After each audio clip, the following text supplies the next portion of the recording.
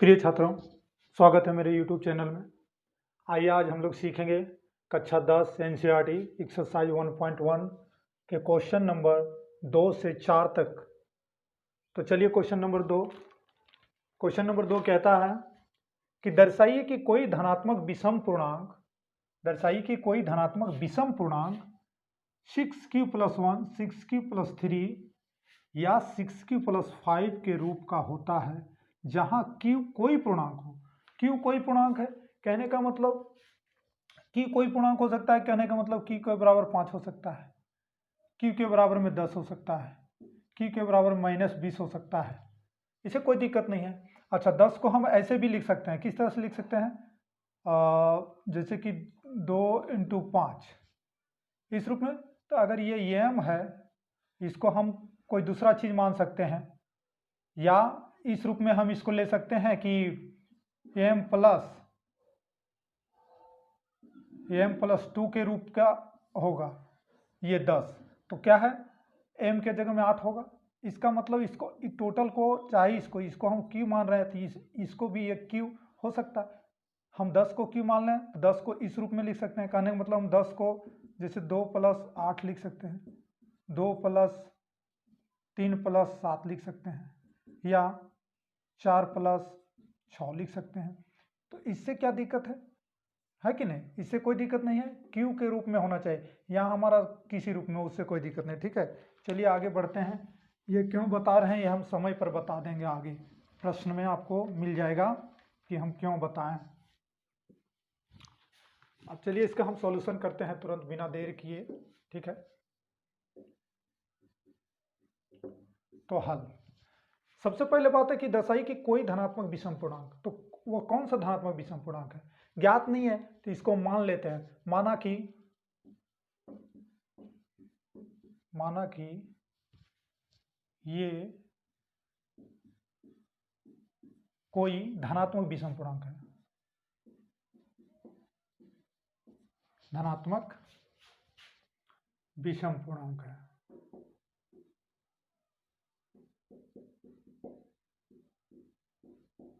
ठीक है, और b क्या है?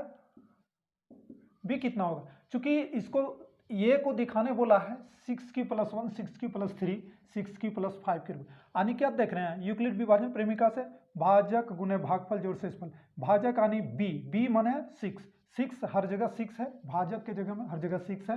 रूप चेंज हो गया है तो यहाँ पर 6 हो जाएगा। r बराबर तो क्या होना चाहिए? जब b 6 है यानी भाजक जब 6 हो तो r क्या है?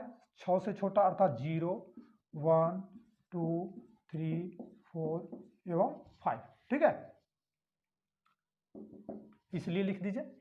अब हम यहाँ कैसे चरणबद्ध तरीके से चलते हैं, चरण 1, क्योंकि शेष हमारा एक नहीं है, 3 4 हैं, तो चेक करना पड़ेगा ना कि क्या इस रूप में होता है या नहीं। तो चलिए चेक करना पड़ेगा, इसको दर्शाना पड़ेगा। तो चलिए चरण 1। ठीक है, चरण 1 क्या कहता है? चरण 1 में जब r बराबर 0 लेते हैं, जब r बराबर 0, तो क्या है? तो क्या होगा?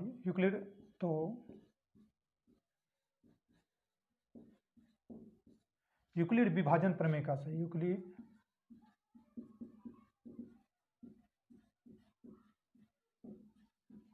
यूक्लिड विभाजन प्रमेय से क्या लिखेंगे?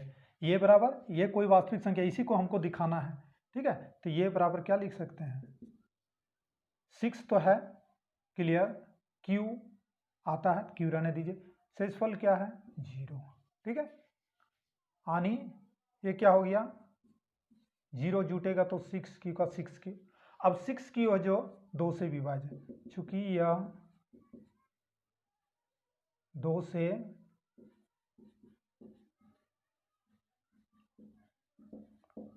विभाज्य है। क्यों? देख सकते हैं, हम बता रहे हैं।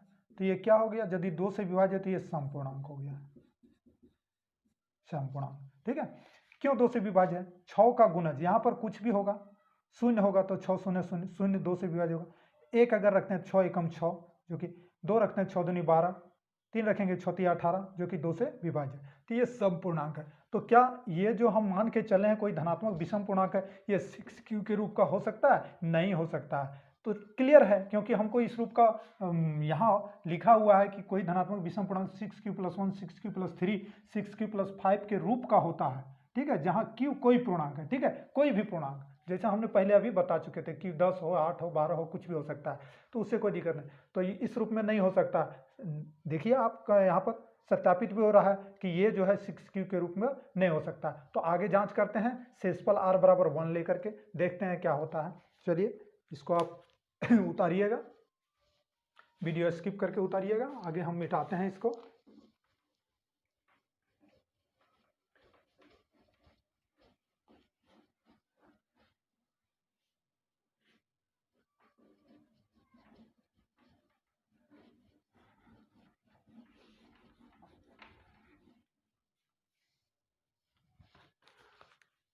क्या था आपका b बराबर 6, r बराबर 0, 1, 2, 3, 4, 5, ठीक है। तो आपका चरण 1 हो गया। देखते हैं चरण 2। चरण 2 जब r बराबर 1, ठीक है, तो क्या लिखेंगे? तो ये बराबर यूक्लिड प्रमेय से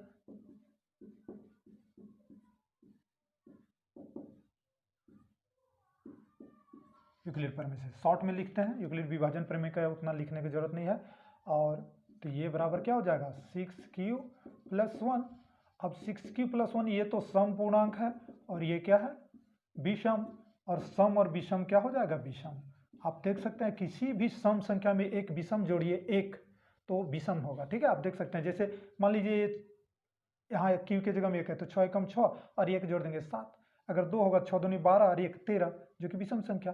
तो देखिए ये विषम संख्या है, ठीक है, क्योंकि सम और जोड़ विषम विषम आता है, निश्चित रूप से ये जो विषम है यानी 6q + 1 के रूप का हो सकता है। क्लियर? चरण 2 क्या कर रहा है कि 6q + 1 के रूप का हो सकता है, ये चाहे कोई भी धनात्मक विषम पूर्णांक हो। ठीक है कि नहीं? चलिए आगे देखते हैं, इसके आगे चरण 3, क्योंकि और सत्यापित करना, अभी एक तो सत्यापित हुआ है। तो जब r बराबर 2, देन यूक्लिड परिमेय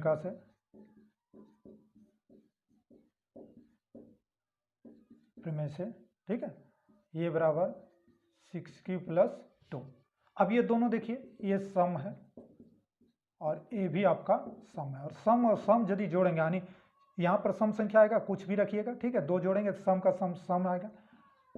तो देखिए इधर विषम हमने मान के चला और इधर सम आ रहा है, तो इस रूप का नहीं हो सकता है। ठीक है, ये क्लियर हो गया। अब देखते हैं चरण 3।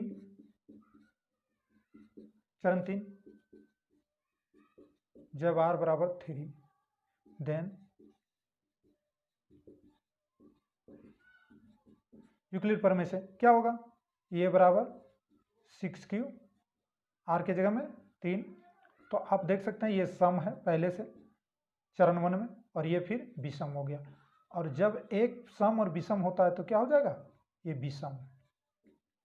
तो हमने पहले से इसको विषम माना ही था, और देखिए यहाँ विषम आ रहा है इस साइड में, इसका मतलब है कि ये 6q + 3 के रूप का हो सकता है। तो क्या हमने दर्शा दिया है? 6q + 1 और 6q + 3। आगे चलते हैं, चरण 4 जब r बराबर 4 लेते हैं, ठीक है, देन यूक्लिड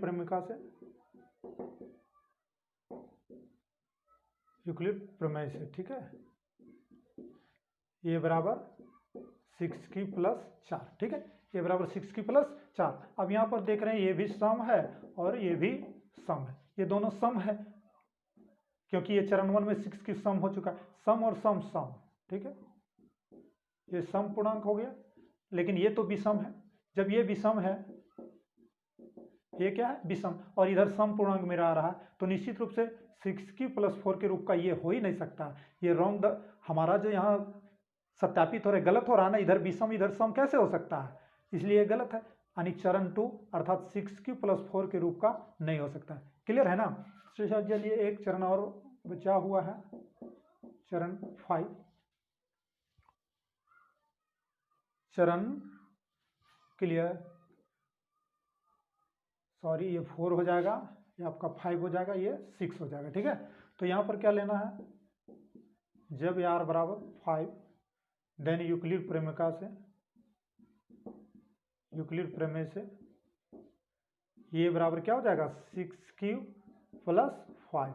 अब देखिए ये सम और ये विषम, जब दोनों जुड़ेगा तो क्या होगा, विषम। एक सम और एक विषम कभी भी जोड़िए तो विषम पूर्णांक आएगा। ठीक है, तो ये आपका विषम पूर्णांक, तो इधर भी विषम था, तो निश्चित रूप से इस रूप का हो सकता है, 6 प्लस 5 के रूप का हो सकता है।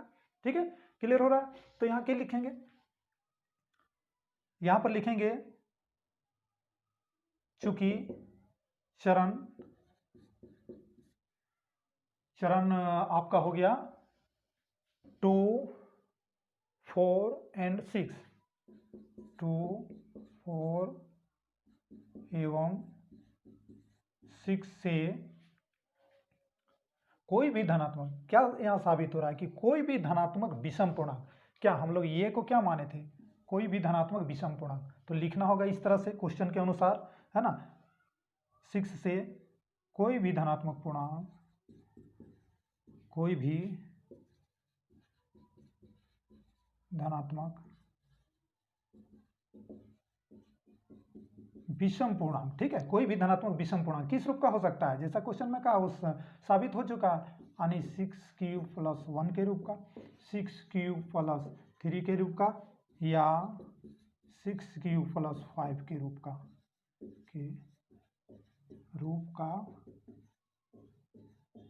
होता है। यही तो हमको साबित करना था, दर्शाना था। क्लियर? ये आपका आंसर हो गया। ठीक है, अब आप इसको समझने में कोई प्रॉब्लम ही नहीं है, आप इसको वीडियो स्किप करके सारा चीज उतार लीजिएगा। चलिए आगे चलते हैं, अगला क्वेश्चन।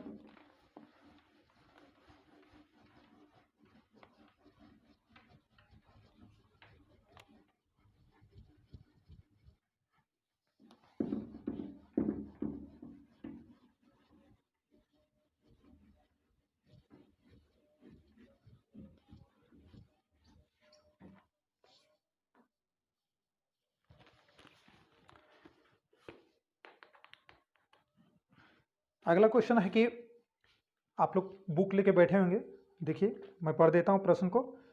तीसरा क्वेश्चन, किसी परेड में 616 सदस्यों वाली एक सेना की टुकड़ी को 32 सदस्यों वाले एक आर्मी बैंड के पीछे मार्च करना है। ठीक है, दोनों समूह को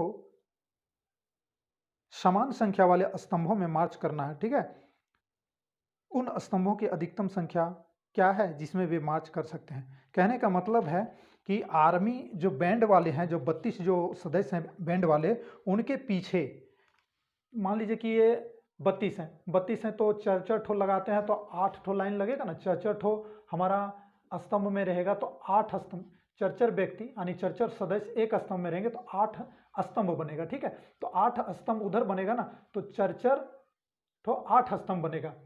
ठीक है, तो समान सदस्य वाले 8 स्तंभ, तो इसमें भी समान सदस्य वाले 8 स्तंभ के रूप में ही होना चाहिए। मैंने 616 जो हमारा सदस्य है सेना का, 616, ये 32 जो है ना, मान लो 4 ठो सजाएंगे तो क्या होगा, 8 ठो स्तंभ होगा कि नहीं, इधर से क्षैतिज होता है, इधर से स्तंभ होता है। अब है 616 सेना, तो ये क्या है, ये इसी के पीछे लगना है, 8 ही स्तंभ में लगना है। ठीक है, कहने का मतलब एक उदाहरण स्वरूप कि 4 ठो लगाएंगे तो 8 होगा, तो 8 के ही पीछे इसमें 8 स्तंभ में ही लगना है। अब कितना कितना इसमें लगेगा, तो ये क्या होता है, एक ऐसी संख्या हम लोग खोजते हैं जो दोनों को भाग दे सके, यानी HCF। तो मेरा क्या कह रहा है क्वेश्चन नंबर तीसरा कि हमको HCF निकालना है। ठीक है, तो हम लोग तीसरा का क्वेश्चन का सॉल्यूशन करेंगे। ठीक है,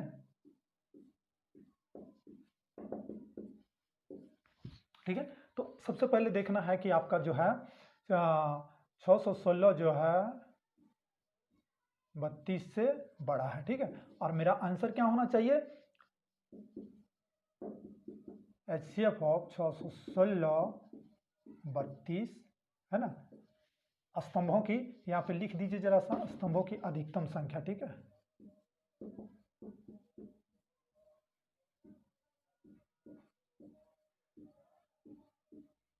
स्तंभों की अधिकतम संख्या क्या होगा, HCF 616 और 32, यही मेरा आंसर होगा। ठीक है, ये मेरा आंसर होगा यहाँ पर, तो यही निकालना है। तो चलिए हम लोग निकालते हैं। चलिए यूक्लिड विभाजन प्रेमिका का प्रयोग करते हैं।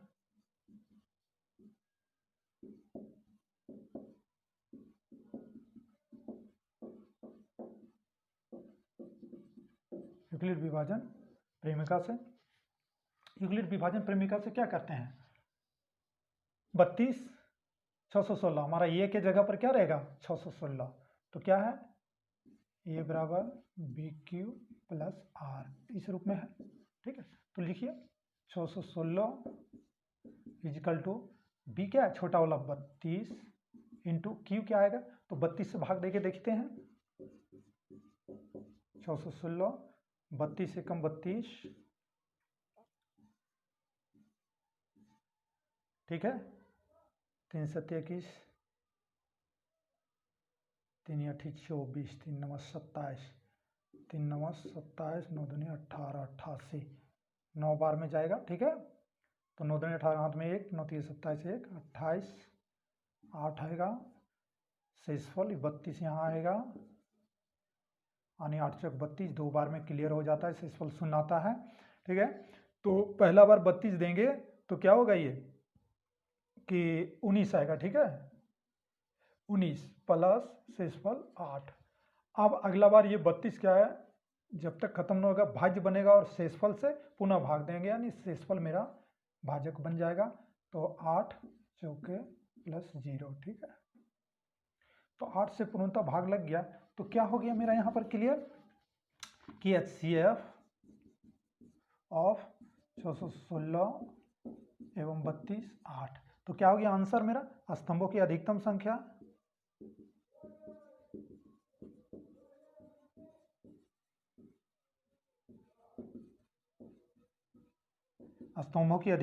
क्या हो गया 8, यही तो मेरा आंसर है। यानी 8 स्तंभ में सजाना है, बाकी इसमें सदस्यों की संख्या इस रूप में कितना रहेंगे वो मतलब नहीं है, ये स्तंभ जो 8 तो बनेंगे। अब इस स्तंभ में कितने सदस्य होंगे उससे कोई दिक्कत नहीं है। ठीक है, उससे हमको मतलब नहीं, क्योंकि 32 जो बैंड वाले उसी के पीछे 100-116 वाले लगेंगे। ठीक है, तो आप स्तंभों की संख्या 8 है, स्तंभ की संख्या 1 2 3 4 5 6 7 8। अब इसमें सदस्य 8 हैं तो 32 वाले को 4 लगाना पड़ेगा, 616 वाले को 8 है तो उसको देखिए भाग दे करके कितना सा लगाना होगा, उसके पीछे उतना उतना एक माने एक स्तंभ में लगाना होगा। ठीक है, तो ये आपका अधिकतम स्तंभों की संख्या 8 हुई, ये आपका आंसर हो गया। क्लियर, चलिए इसके आगे चौथा क्वेश्चन चलते हैं।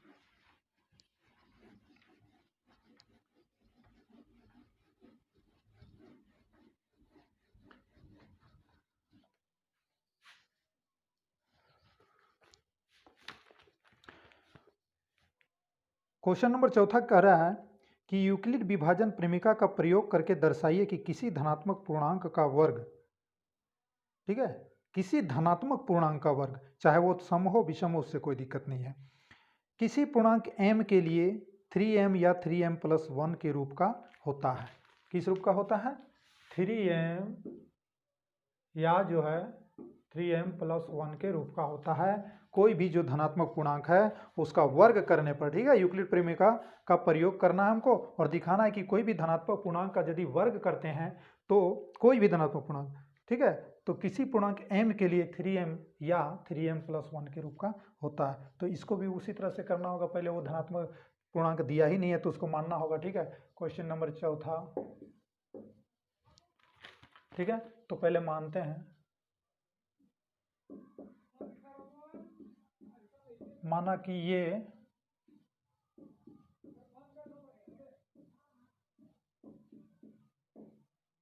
कोई धनात्मक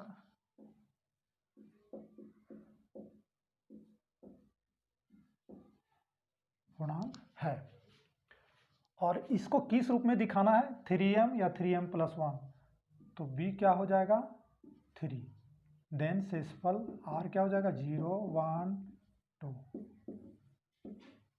ठीक है, तो चलिए इसको चरणबद्ध तरीके से आगे बढ़ते हैं। चरण 1, जब r बराबर 0, जब r बराबर 0 तो यूक्लिड परिमेय से,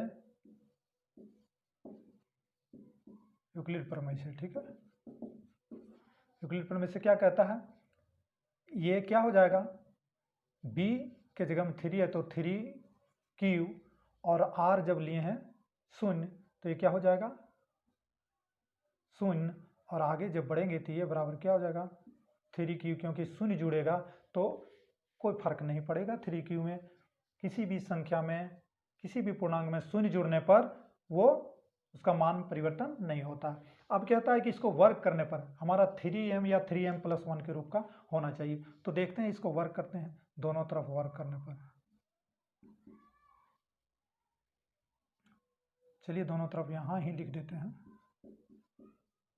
दोनों तरफ वर्क करने पर, ठीक है। तो वर्क करने पर तो क्या होगा, इधर वर्क करेंगे तो ये स्क्वायर हो जाएगा, इधर वर्क करेंगे तो क्या हो जाएगा 3 का वर्ग 9, क्यू का क्यू स्क्वायर, ठीक है। अब यहां पर हम क्या कर सकते हैं, 3 कॉमन लेंगे यहाँ पर, तो 3 कॉमन लेंगे तो 3 अंदर रह जाएगा और क्यू स्क्वायर भी रह जाएगा, ठीक है, ये क्यू स्क्वायर, बाकी 3 इसको हम m लिख सकते हैं, इस पूर्णांक को, m कोई भी पूर्णांक है तो 3q स्क्वायर सॉल्व करके कोई भी एक पूर्णांक ही आएगा तो उसको हम m से डिनोट कर देते हैं, ठीक है। तो ये 3q को हम m की तरह लिख देते हैं, तो यहाँ लिख देना होगा जहां m बराबर 3q स्क्वायर, ठीक है। तो देखिए वर्क किए तो 3m के रूप का आता है, ये साबित हो रहा है। चलिए अगला चरण देखते हैं, चरण 2, जब r बराबर 1, देन यूक्लिड परिमेय से, यूक्लिड प्रमेय से क्या लिखेंगे, ये बराबर, ठीक है, ये बराबर क्या लिखेंगे 3q, r के जगह में 1, दोनों तरफ वर्क करने पर, यही ना हमारा है, दोनों तरफ वर्क करने पर, ठीक है। अब दोनों तरफ वर्क करते हैं, देखते हैं क्या होता है। सो दोनों तरफ वर्क करेंगे तो इधर क्या हो जाएगा a का स्क्वायर और इधर 3q + 1 का स्क्वायर, इधर ये स्क्वायर, इधर ये स्क्वायर, इधर क्या हो जाएगा a + b का होल स्क्वायर, तो a + b का होल स्क्वायर में ये स्क्वायर यानी 3q स्क्वायर, 3q स्क्वायर का स्क्वायर करेंगे 3 × 9 q स्क्वायर, ठीक है, b स्क्वायर यानी 1 का स्क्वायर, 2ab यानी ए बी गुना हो जाएगा, 2 से गुना ए होगा फिर 1 से, अर्थात किस तरह से, इस तरह से 2 × 3q × 1, तो 2 × 6 एकम 6q है ना, 6q हुआ, ये कोई दिक्कत नहीं है। अब ये इसको हम क्या करते हैं, थोड़ा सा ये 1 का स्क्वायर 1 ही रहे, तो ये 9q स्क्वायर, ये 6q स्क्वायर इधर लिख दीजिए +1 लास्ट में। कर्म विनिमय नियम आप पढ़ चुके हैं, कोई दिक्कत नहीं है, कर्म बदलने से मान नहीं परिवर्तन होता है। अब ये क्या हो जाएगा, हम इसको कॉमन लेंगे, यहाँ से क्या लेंगे 3 कॉमन लेंगे, तो 3 × 9 q स्क्वायर आ जाएगा, यहाँ पे 3 दूनी 6 2 और q रह जाएगा, ठीक है, +1, और इसको फिर m मानेंगे, ये स्क्वायर 3m + 1 क्या हो रहा है, वर्ग किए फिर वही संख्या को, ये कोई धनात्मक पूर्णांक है और 3m + 1 के रूप का होता है, ठीक है। इसे यहाँ हम देख रहे हैं कि ये प्रूफ हो रहा है, तो यहाँ लिखना होगा जरा सा, जहाँ m = क्या m = होगा 3q स्क्वायर + 2q, ठीक है, क्लियर है। तो यहाँ लिखना होगा, स्पष्ट है चरण 1 और 2 से,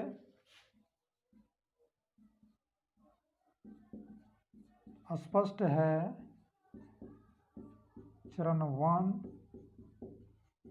एवं 2 से, चरण 1 और एवं 2 से कि कोई भी धनात्मक पूर्णांक का वर्ग, अब हमको ये नहीं लिखना, ये तो माने थे, कोई भी धनात्मक पूर्णांक का वर्ग,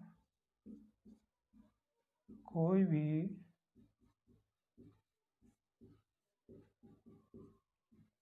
धनात्मक पूर्णांक का वर्ग किस तरह से होता है, 3m या 3m+1 के रूप का होता है, यही दर्शाना था। क्लियर, ये आपका आंसर हो गया।